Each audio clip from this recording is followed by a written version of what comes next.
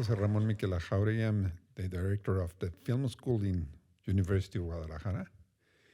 And we are very honored to be participating in this adventure because to explore this border culture with cinema, I think is a very, very important initiative because, you know, when with film we can imagine a lot of things and to propose a lot of different ways to understand our reality, and I think a university has to do that. I mean, has to make knowledge with art.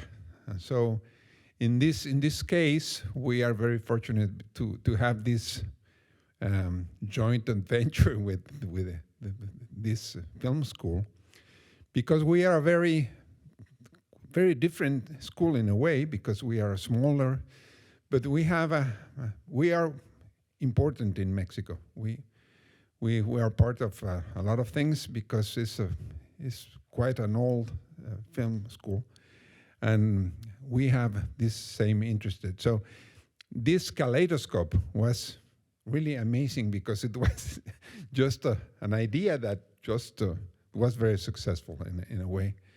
And we hope we can keep it as an award, but it's a festival, of course, and it's a way to promote this.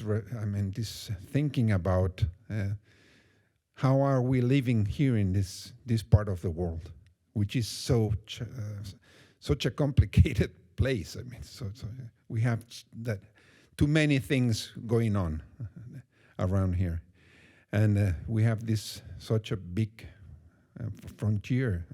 This border is really very extent, and now we are getting people from all over here, people from China, people from Africa, people from everywhere, and of course this border with Latin America, no?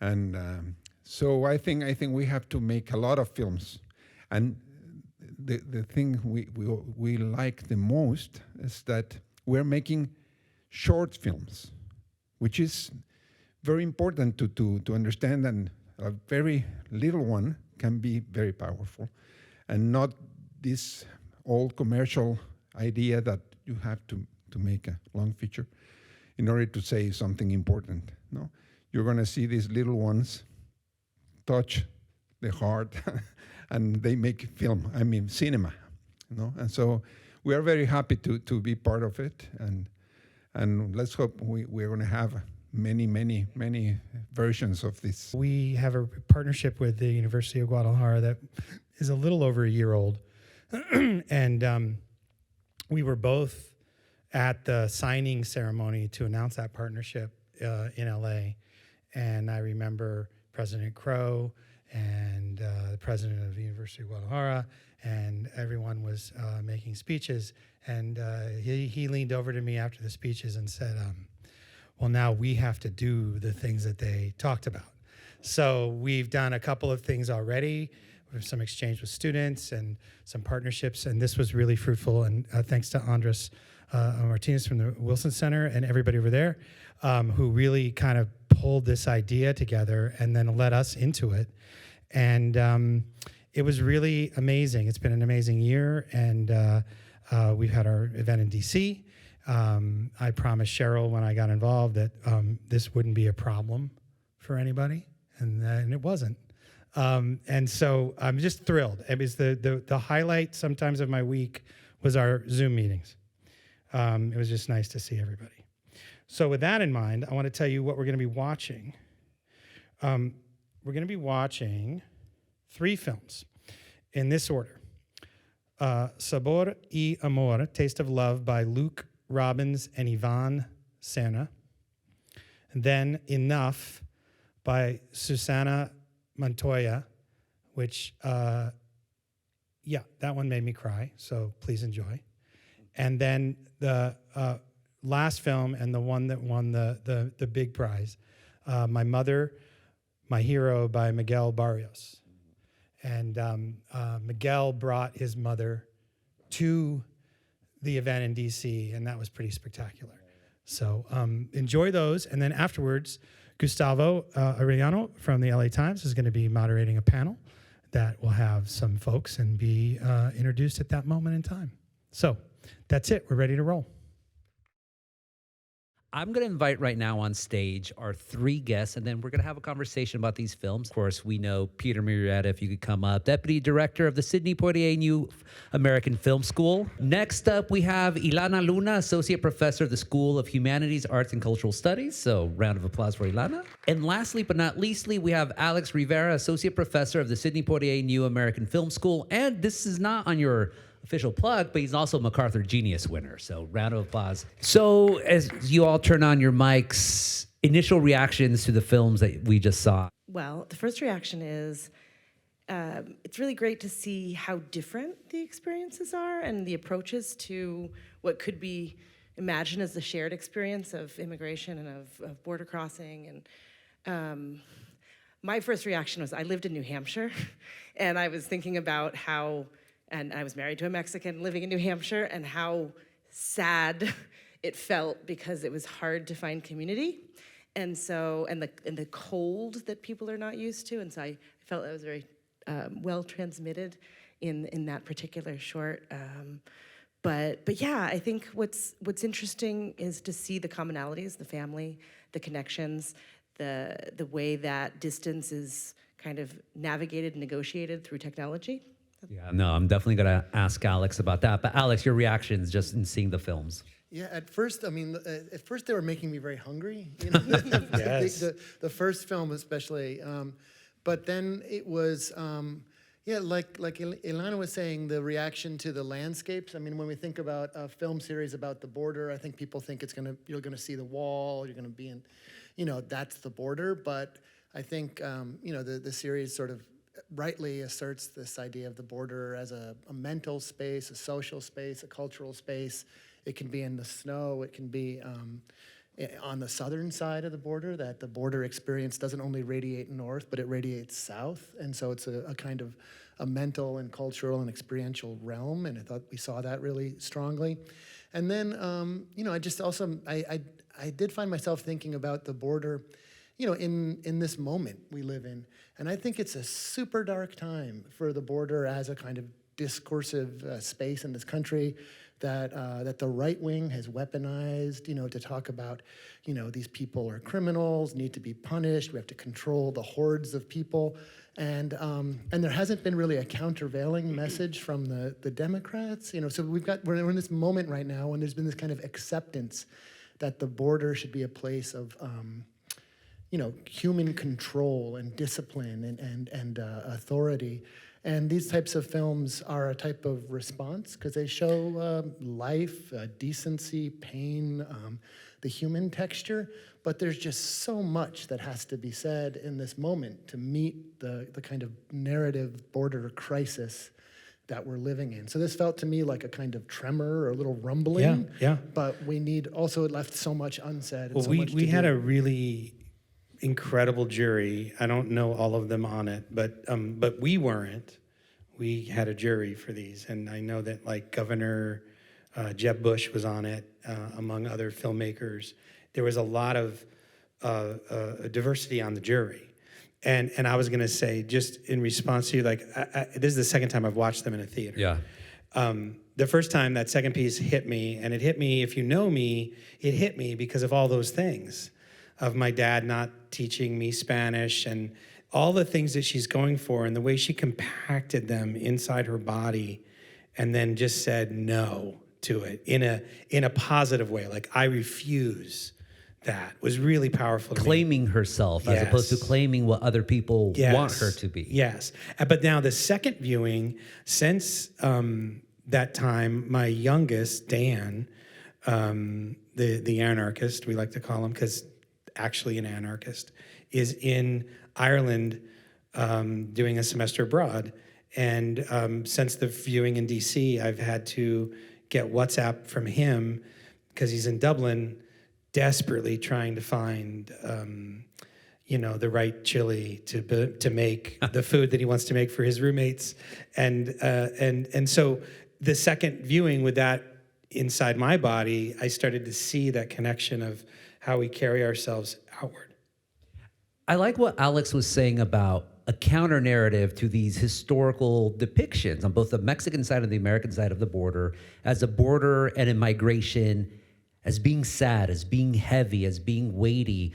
What's the importance of having these counter narratives? And, there's always going to be exceptions. I'm thinking like Born in East LA, La India Maria, those classics. But especially right now, at this moment, why do we need both short films with this sort of perspective, a relatively optimistic? It doesn't shy away from the tensions and the problems, but definitely defiant towards that, and on the longer films. Well, I'll go quick and be first and say that last film, I mean, I love the character's not even on screen, and he's saying, don't cry. So I love that. I love that cry of like, there's gonna be stuff to cry about later. You don't do that now, because this is good what we're doing. Enjoy yourself in the moment. It's a reminder to have joy, to bring joy to things. No, I liked how, this with the big, huge screen too, the beautiful shot of the mini waterfall, and the mom's just there, then crying, and he's telling her, like, it's okay for you to enjoy yourself, mommy. Like, it's okay for you to do it. Just enjoy the moment. But as Peter says, like, there's going to be things to cry about later on. But the importance of this, Ilana. Well, full disclosure, I study women filmmakers in Mexico, and so I watch a lot of film by and about women. And one of the things that I think is really important, too, is to think about the waves of immigration, and so much of what the first sort of, the first massive wave of immigration was workers, and they were overwhelmingly men. And so the depictions that we see are often through this filter of masculinity or masculinities, whatever those are. And so another piece of that counter narrative here that we're seeing in all three of these films, we have very central figures that are women, and thinking about the different things that women do. And so Regina Romero, was it? We'll look it up right now. But Anyway, the actress and the woman who wrote the dialogue, it was almost like a performance piece, right? it was enough by Susana Montoya. Susana Montoya is the director, but the actress. We do not list it on the website. Sorry about that. Anyhow, I thought it was really interesting because it sort of bridges between. It's not a fiction short. It's not a documentary short. It's more a poetry piece. It's a performance, and it's a spoken word. And I really liked that sort of actually sandwiched between the two other films, because it's easy to imagine that there is one way of living this experience. And to speak to what you said, Alex, these counter narratives are to say, look, there's 1,000 different ways to live this experience. There's 1,000,000 different ways to live this experience.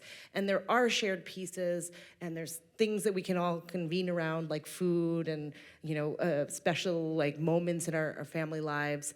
But I really enjoyed seeing that kind of, there's so many different ways of one person living their own identity, and I think that we need to see it. We need to have an educación sentimental, right? Like an emotional education through film. We already know that happens subconsciously, and so these counter narratives really speak to more than one way of being, or as Rosario Castellanos, a very famous Mexican writer, said, another way of being human and free.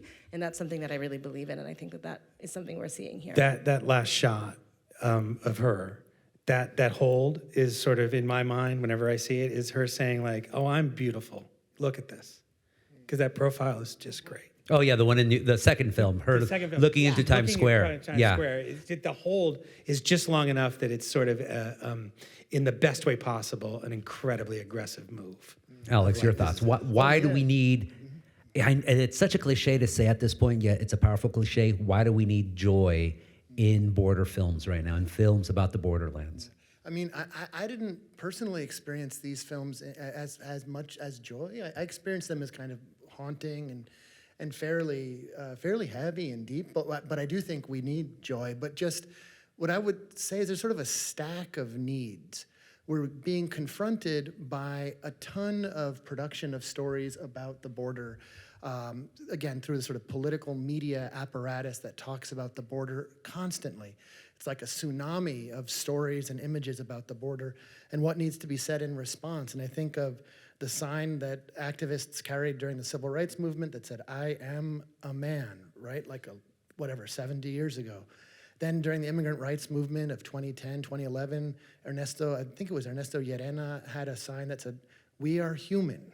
It's like the first thing you have to say when you're confronted by this type of attack is just an assertion of humanity. And to me, that's how I experienced these films, was like, by the way, I'm a person. Like, I eat food, I'm surviving, I'm making a restaurant in a cold-ass place in Vermont.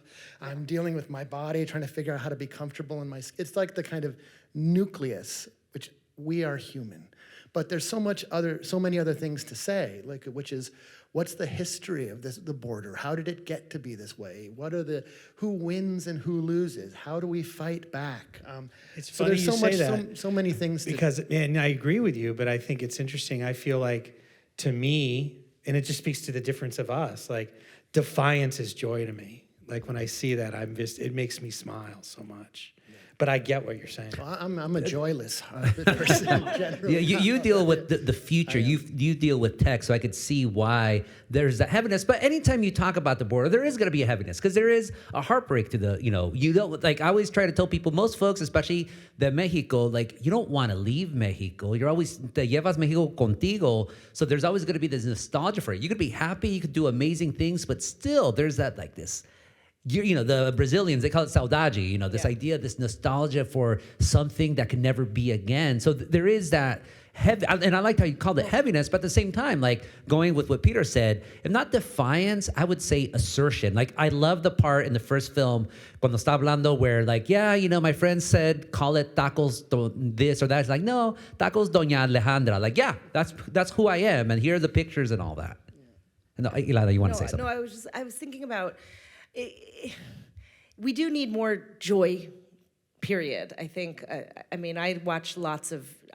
make my students watch hard, heavy films, because we don't always choose to watch those films, and they're necessary films, but we do need films about joy. And I agree with you, Peter. I think defiance can be joyful, it's empowering, but so is nostalgia too. And I guess that's the piece that I think is really interesting, is that we can say that this is a border experience, but we are constantly leaving things behind in our lives, right? And so the border becomes a metaphor too for, this threshold that we're crossing, and that we are always, we're always going to be confronted with these two paths, or these multiple bifurcating paths.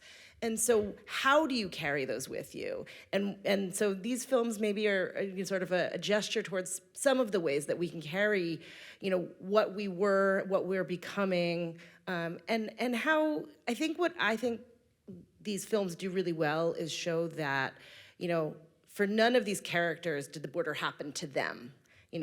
They have made agency, like, part of their daily life, and so they're confronted with a new situation, but they're making choices and they're shaping. Yeah. And that's joyful. So I see what you're saying. And you just made me think of Ambassador Jacobson. Was it Ambassador Jacobson? She said something that stuck with me, and when we were talking on the panel, and she said something about how, as an ambassador to Mexico and being American, that she, when it came to the border, she said, it's interesting, there's a very, she said, I'm being very general, but to say there's always this American attitude of, like, you know what, the past is the past, and let's move forward, and we got it. We're just gonna move forward. And that's the way to go, and that's the way to be positive. And she said that when she went down there, what she learned, her favorite phrase was, it's complicated. When they would ask the Mexicans, how do you feel about everything? It's complicated. And she said she wishes there was a blend. She wishes there could be a blend between those points of view that would be healthy, which kind of gets to nostalgia, right? Yeah, like, no. There's a little bit you need, but a lot will poison you. Like, I wrote a whole 7-episode series called Field of Dreams. It was about how nostalgia will destroy you. And then Peacock said, we don't want to make it. So they destroyed it. Peacock, what do they know? Since this is a film school, I'll ask each of you something aligned with your interest or all that on film. So I'll start with Alex. One of the I don't know if the filmmaker was intending to do this, but one of the things that I caught in the first film was just the use of technology now when we talk about migration. Because like my dad's in Mexico right now. I could call him right now, como nada. 30 years ago, no, there was one phone in the rancho which you could only use in certain times a day. Now you WhatsApp. Now we saw FaceTime there. So how are you seeing, if at all, this new technological age that we live in being played out on the film when it comes to migration and just immigrants? Yeah, well, it's to me an absolutely like fascinating topic and something that's kind of haunted my work through the past 25 years. But I remember like to start where you started, like as a child, I remember my abuelita was in Lima, Peru, and we could talk to her, once every 3 months or something. It cost, $20 a minute or something to call. And she was, it was the time of the Sendero Luminoso in Peru. It was a very intense, violent, dangerous time.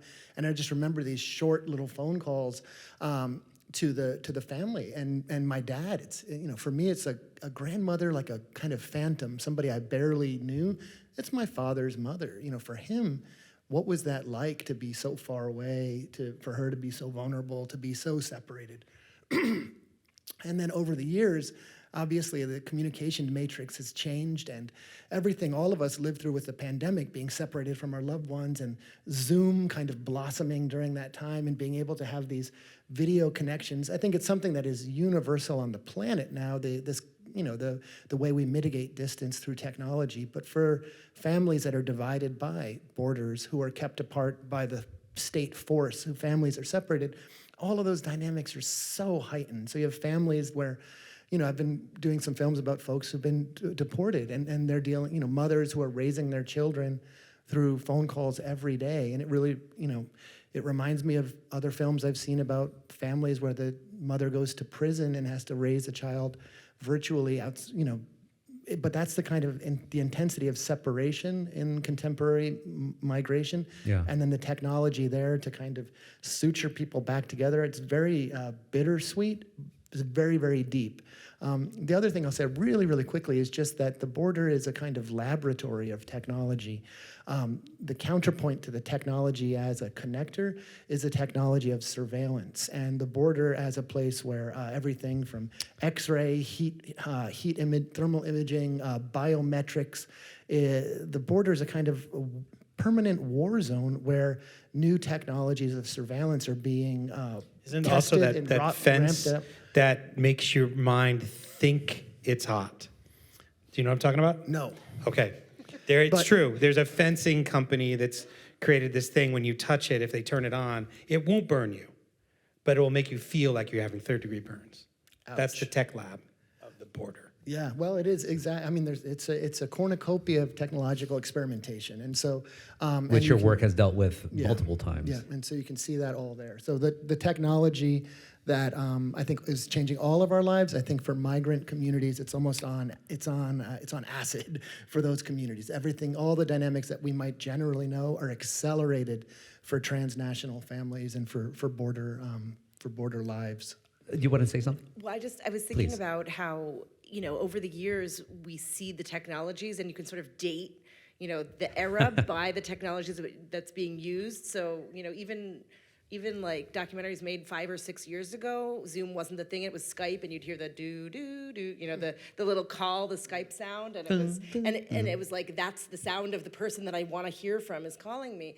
And 10 years before that, I don't know if you've all had that experience where you had to buy the scratch off cards to make the phone calls, and they were so stressful because you'd spend $10 on a card, and they'd just eat your money up before you you buy it, and it'd be faulty, and there was no way to there was no recourse, and the phone would cut off, and you see that kind of anxiety that's produced. And I think I don't know who I was talking to earlier before we started, but I was thinking about, there's a scene in a film by Tatiana Hueso, who's one of my favorite filmmakers in Mexico now.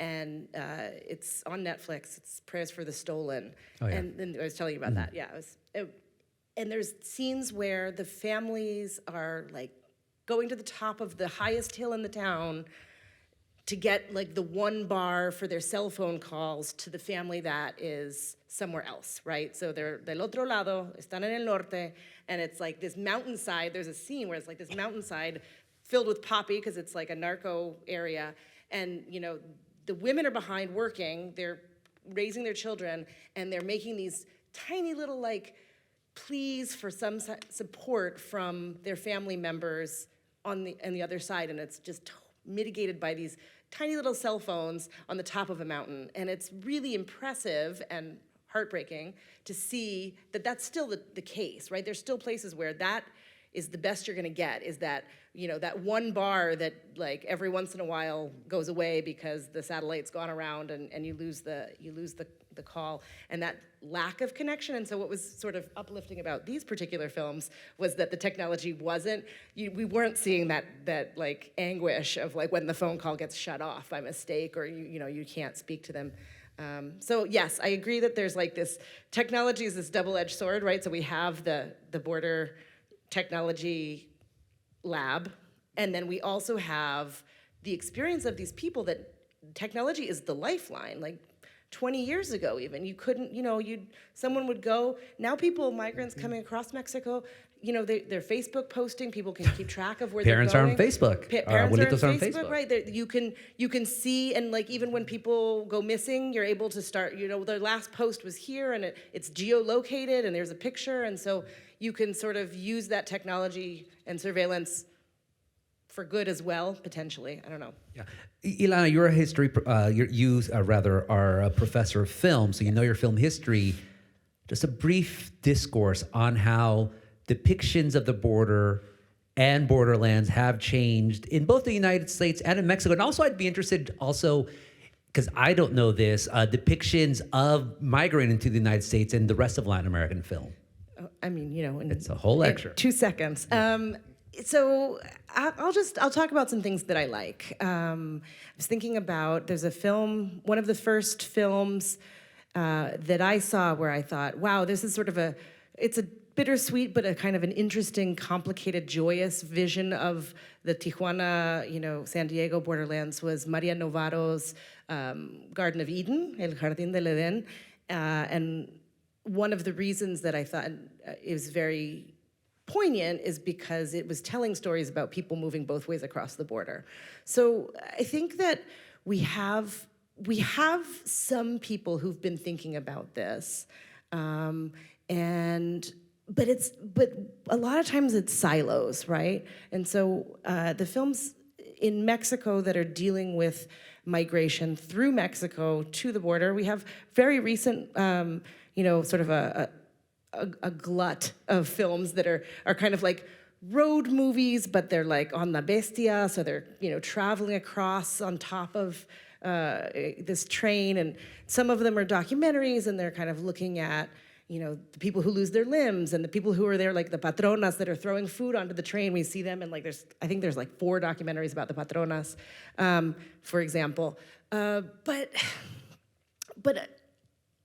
I think what you see mostly in Mexico when they're making films about this, it's like the absences. It's like the, los que se van, right? Mm-hmm. So there's this big, like, missing piece, and there are problems that are kind of developed around absent parents, absentee, mothers and fathers, and that has certainly changed, right? So like we were saying, the migration, I would say that large numbers of women migrating has happened the last 30 years, right? And before that, it was many more men were going, and women were still in their houses and staying back with their families and waiting for the money to be sent in remittances. And what we're seeing now is that there's films, even like Patricia Riggan's Bajo la Misma Luna, which was a super like commercial, like feel good kind of reconnecting film, was looking at, now the mothers are going too. And so then what happens? You have the grandparents. And so there are a lot of films where, we don't get an explanation as to where everybody went. They're just not there, right? And so you have this sort of, these ghost towns almost, where it's like a very aging population and then a very young population, and it's like, what do we do here?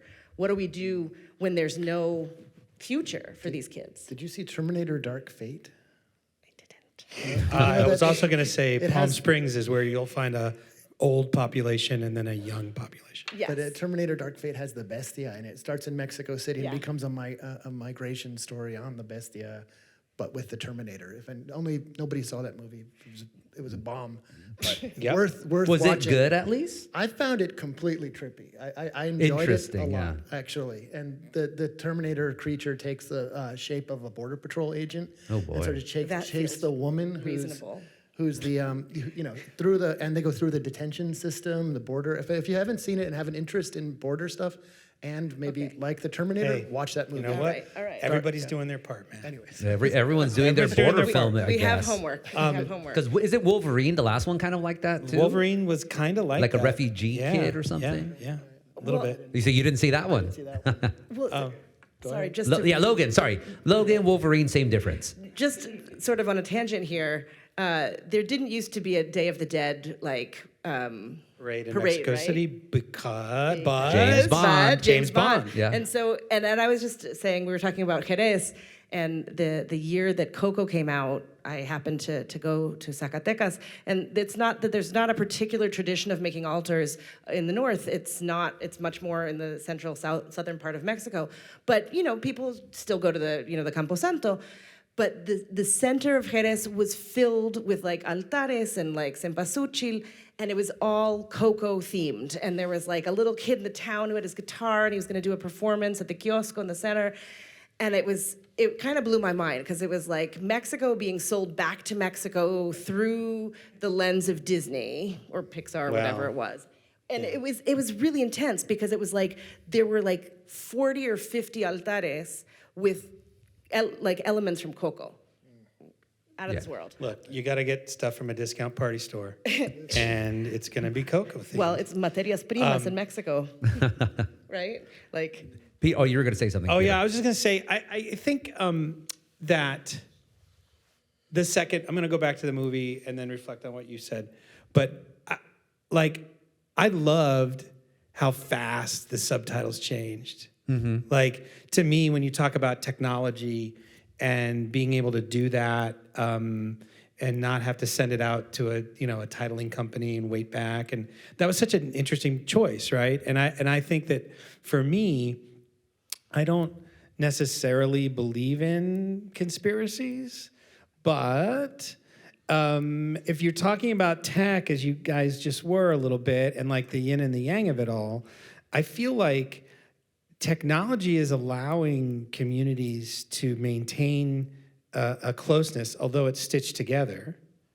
So then it makes sense to me that the state and the politicians and the folks that are not invested in that would work even harder to use that tech to strengthen their pushback. And so to me, it's just a very interesting battle. And it's like anything where like the early adopters get the advantage, right? The early adopters get the advantage. And it's like, Elon Musk is trying to turn X into Elon, WhatsApp. not Elon. You're making him Latino by calling him Elon. I'm sorry. Or Elon, digo. Yeah, but he's trying to do WhatsApp for X, and then my kid said, why would he do that? WhatsApp already exists. And you're like, you're right, but it's that push, it's that early adopter that's going to get that early 10 to 15 yard head start, I think. So we see these 3 short films. How can I put this? How can we get these short films being seen more to the audience at large? I think pairing shorts with features is a great way to get some audience on the shorts. And then also I think there needs to be. It's extraordinary to me that if an educator wants to go and find these types of films, there's not a single place. There's not a distributor. A repository. That is organizing. I've for almost 25 years, I've been running a small distribution collective called Subcine, Subcine, and it's the only distributor that's focused on the Latinx sort of thought space, that culture. And it's like a scrappy group of 20 filmmakers that we pulled it together. But remarkably, in this country of 60 million people with nearly 20% Latinos, we're it. I'm sorry, 60 million 60 million Latinos, I'm about to say. Latinos. Yeah. 360, Yeah. sorry, 350 million human beings, 60 million Latinos, you're correct. But that there's, that the distributor of films that's focused on the community is like this scrappy little thing. And so we need to build institutions that can, organize and promote this work. We're so far behind people who are organizing and promoting hate against our communities. They're very advanced and moving millions of dollars, dedicated, long, multi-year agendas, and we are left sort of doing bake sales, and kind of scrapping it out of nothing. I think there's a place called, it's not devoted to, but there's a site called filmshortage.com that I love. I tell my students to go there all the time. They are a repository of short films. It's pretty awesome. I also agree with you that they should be coupled with feature films. I'm trying to go quick, but I would say there's a time now, right, where movie theaters are hurting and everyone's asking the question if they're going to come back. I don't go to the Cinerama Dome anymore. It's 10 minutes, 5 minutes from my house because it doesn't exist. But when things get going again, there's no way you shouldn't be thinking local, which is to go up there and introduce people and try to figure something out, because I do think there's going to be opportunities when things get going again. But again, we got to take that little window and run. And then finally, I think that these films and films like them, going back to tech, you could show that on the side of a wall. And you could get people together. I remember when this comedy club that I used to work at got shut down because they were going to build loft spaces in LA, and everyone was really sad about it. And it was Meltdown Comics and Comedy Club.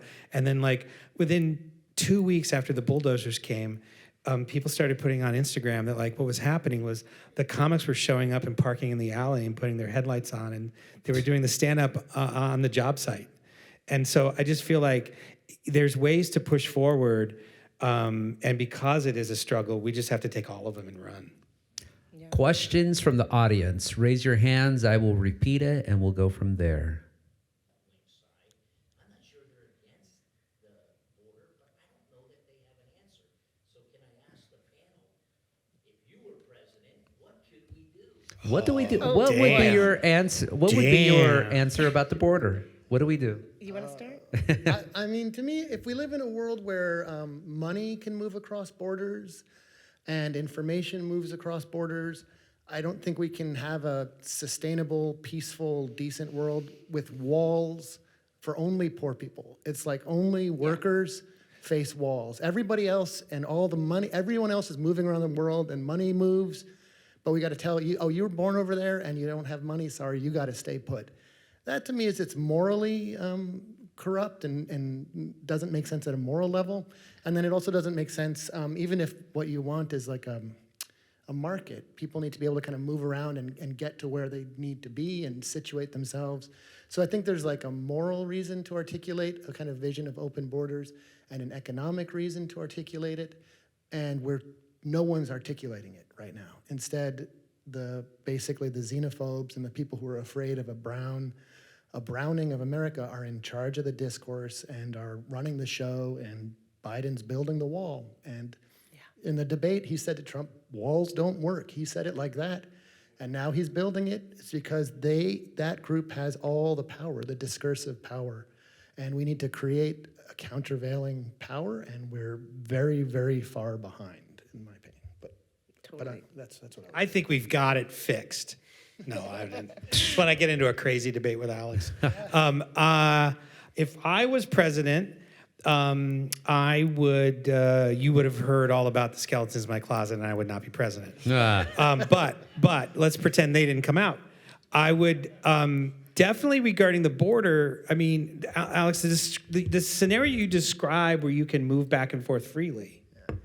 It's not science fiction of the future. Correct. My grandfather moved back and forth freely. He worked at a ranch called Canoa Ranch.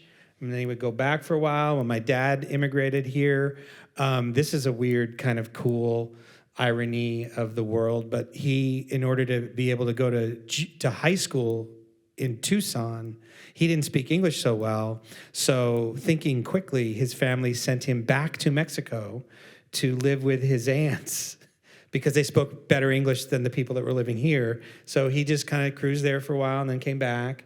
And so it existed. That existed. And it doesn't now because of economics.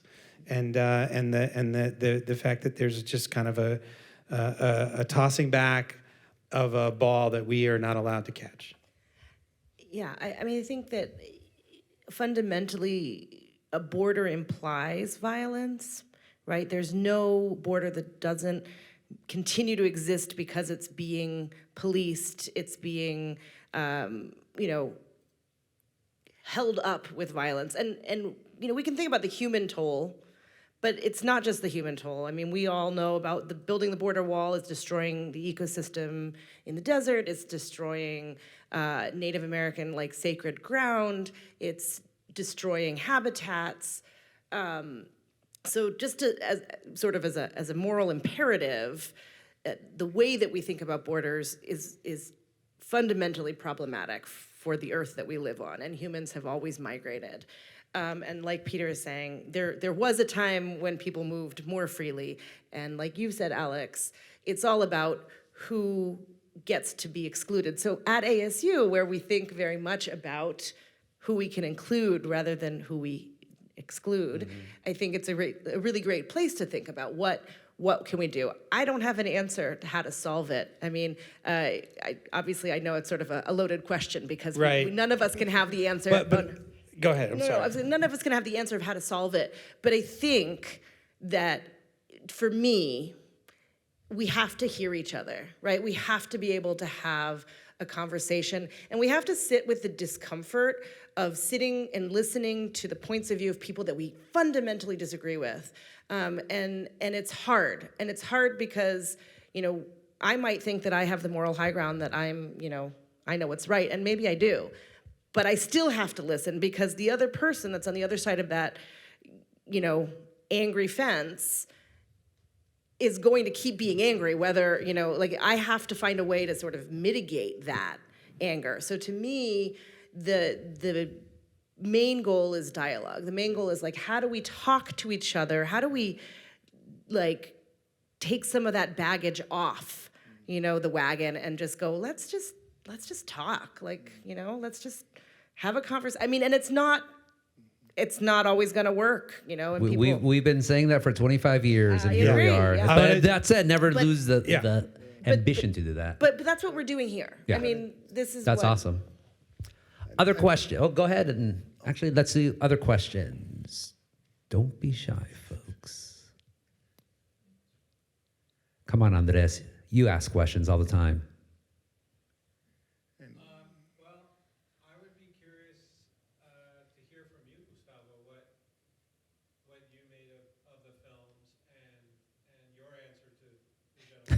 What did you? What if Sure. you're What president? did I think? Yeah, What if sure. you're president? Okay, the films are amazing. Full disclosure, I used to be a film student at Chapman University before they got money. So it was when it was Poor Mansville. And so to see these films and to see talent doing films about the Latinx experience, to do films about migration, and on this format, short films, it's incredible. And then stylistically, they were beautiful, absolutely beautiful, especially the wide shot with that thing. All that was absolutely awesome. What would I do if I was president? I mean, I personally think you have an open border, but I also think we have every right as a country to know who's coming in. That said, all right, hey, you want to come work here for a couple of months? You want to live your entire life here? Fine, cool, awesome. You're some nautico trying to smuggle in drugs? Yeah, that's not cool. We're not going to let you in. Well, you know what? And that system exists. It's the borders between states. Yeah. Right? It Interstate. exists. You want to go to Utah and work for a little while? Go for it. Exactly. But we're also going to know you're there. But the scary thing about this, of course, you have this big, huge, long border. You're going to need technology if you were to do my master system. And, technology is always a scary thing. I mean, me and Alex, we had a conversation about the future. I'm going to, full disclosure, preview of things to come, Alex is going to be starting the series that I'm doing about the future of Los Angeles, and we were following one of those diner robots across what was it, Melrose and La Brea. Like, we're chasing some robot, and one of the things that Alex talked about was that the working class is always scared about technology because we know technology is always used against the working class and it never gets any better for them. And so I think any tech on the border, like, walls are not going to work. Walls never work. I mean, you already see 30-foot wall, 31-foot ladder, and then they come over. Does tracking people make it any better? I don't know if it absolutely would. But again, I mean, I always think the discourse on the border, especially coming from the folks who think that there's, a fentanyl crisis and a illegal immigrant crisis and all that. At the end, it's the United States who's asking for all this one way or another, but they just don't want to pay the bill, and they never do. And that's what your film dealt with, Sleep Dealer. Yeah, and this is all, we're in the warm-up phase for what's coming. I mean, I think maybe folks saw what just happened in Acapulco, right? And the city was literally a warm-up. The warm-up, exactly. But Acapulco was just looks like it was hit by a nuclear bomb. This supercharged hurricane that went from tropical storm to Category 5 in less than 24 hours, like completely ahistoric. And we're certainly, people are going to be fleeing that, and that's our carbon that makes that happen. Again, to the point of things that don't know borders. Capital doesn't know borders, but carbon dioxide does not know borders. It's the wealth that we have in this country was largely produced during a period where we're spewing carbon dioxide into the atmosphere that's now going to be devastating, very vulnerable places in the global south. And we're going to tell those people, here's your barbed wire fence, here's your razor wire. This is what we got for you. Is we got soldiers and razor wire is what you get. It's not going to work. It can't be. It can't be morally and it can't be practically. So, but the problem is we don't. Can't be physically. I mean, people need to survive, and the crises that are going to be coming, that are going to be creating folks who are going to need to migrate, is going to be much more than what we know and what we've seen. And if we don't have a framework of how to think about that better, we're busted. And we don't yet. We have to.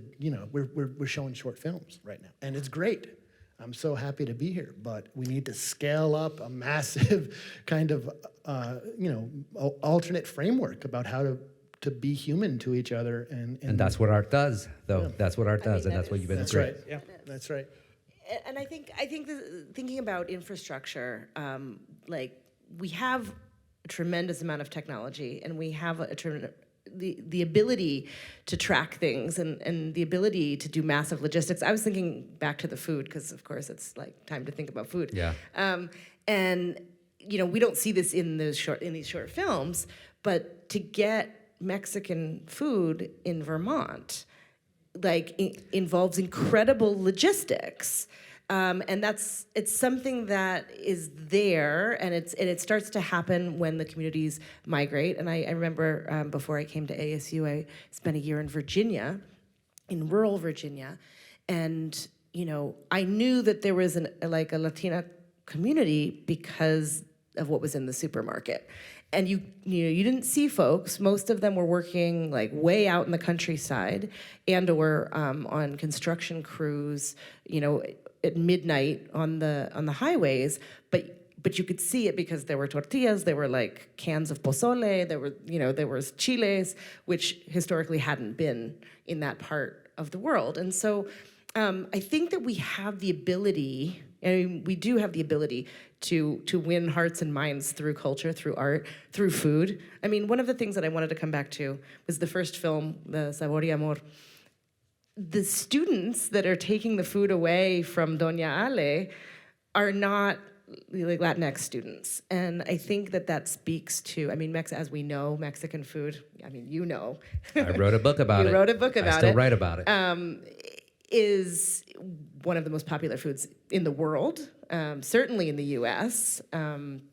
And that is a place where we start to do cultural diplomacy, right? And so, it starts as a survival mode, right? And Doña Ali's like, what am I gonna do? Nobody wants to hire me at one of these farms, so I'm gonna start making food for the workers because it's something I can fall back on. It's something that like I know about. It's something that like connects me to my tradition. But she wasn't doing it for some esoteric, like nostalgic reason. It was like, what do I do to make it Or work? even cultural pride. Right, It's like, I need none to of make it. money. It was like, I gotta work, I gotta do something. People need to eat. And people need to eat things that they want to eat, and they're going to want to buy my food because it's going to be better than the other food that they have the option of buying. And so, like, coming back to capitalism, like we have infrastructure and we have the desire, and I think kind of like how does art do this for us, or how do we make use of these spaces? And I come back to this all the time. We're at a public university. It should be used for the public good, and I'm a firm believer that when we take public monies and when we receive public benefits to create institutions, those institutions are to serve the people, not to serve the institution. That's my belief. I do not speak for the institution for that, but I say that, just to be clear.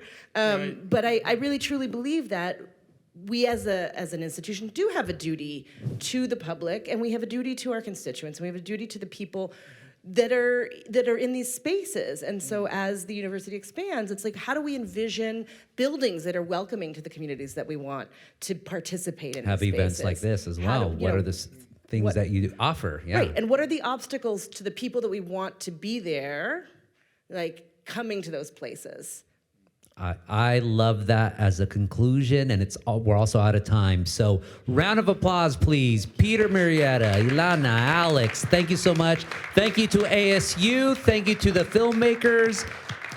Go to the film website here. I think, was it film.asu.edu? You have an entire series of films that come out here. So thank you so much, folks. Have a great night.